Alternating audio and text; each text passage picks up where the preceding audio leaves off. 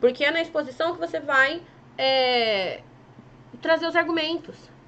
Então, além da problematização do tema, né, feita ali com alguns argumentos, você tem que contextualizar esses argumentos.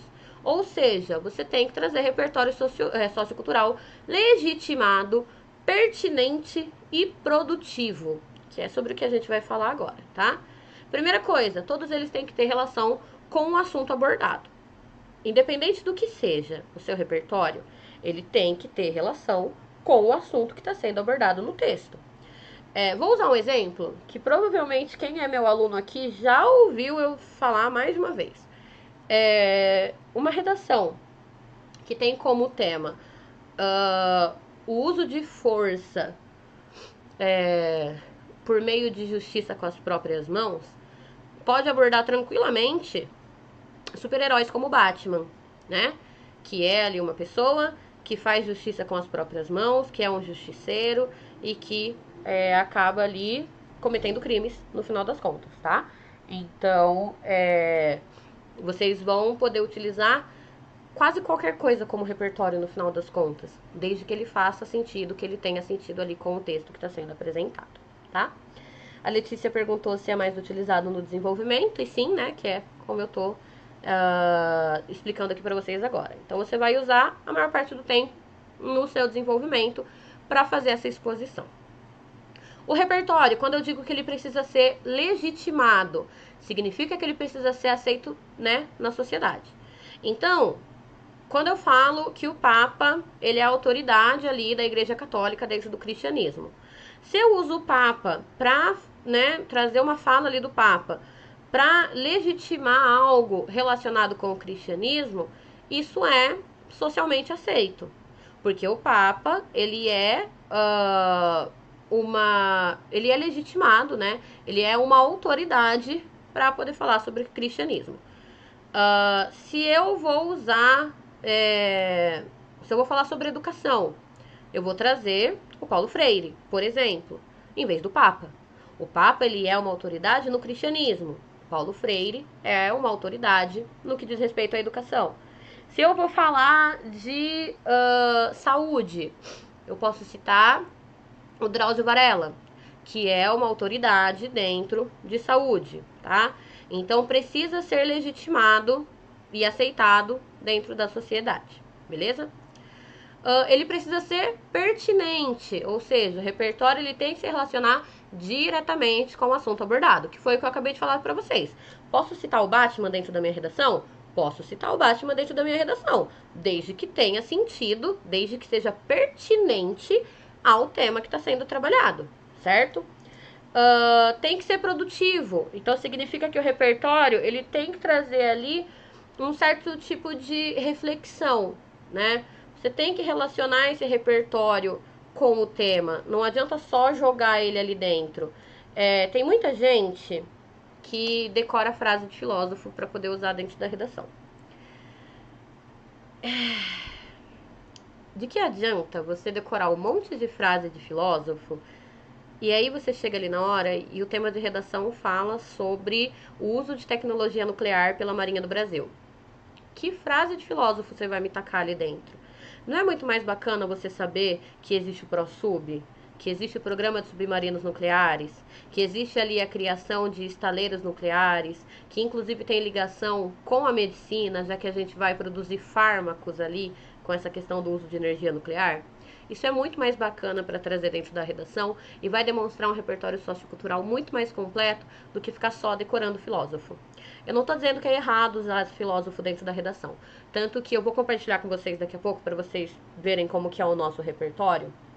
E dentro dele eu dou exemplos de frases de filósofos e coisas que vocês podem abordar dentro da redação. Mas não fechem só nisso, tá?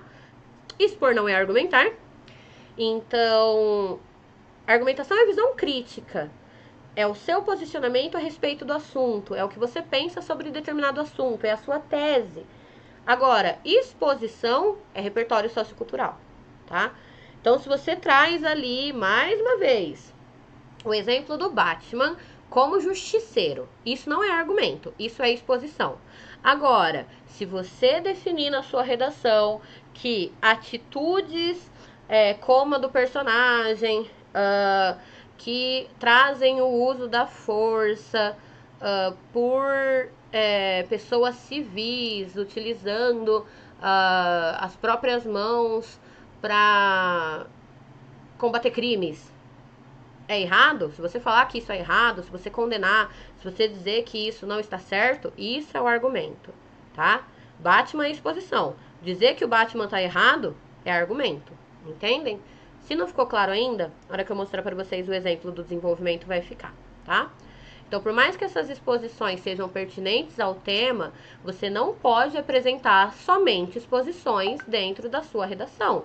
Você precisa obrigatoriamente trazer ali bonitinho quais são seus argumentos, o que você argumenta, como é que você argumenta, enfim, qual é o seu posicionamento dentro da redação, tá?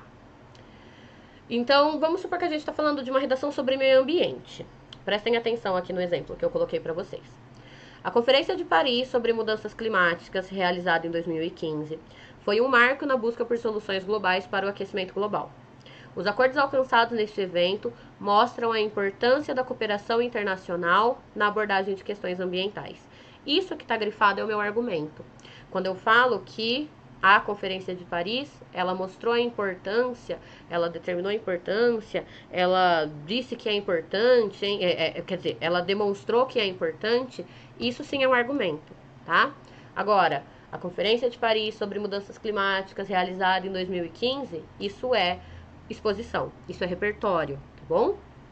Em uma redação sobre tecnologia, quando eu falo, o avanço da inteligência artificial e da automação industrial levanta questões éticas semelhantes às discutidas por filósofos como Isaac Asimov em suas obras de ficção científica. A reflexão sobre as 3 leis da robótica de Asimov é indispensável para debates atuais sobre a responsabilidade e segurança na IA. Falar sobre as 3 leis da robótica é repertório. Falar sobre o Isaac Asimov é repertório. Falar sobre obras de ficção científica, repertório.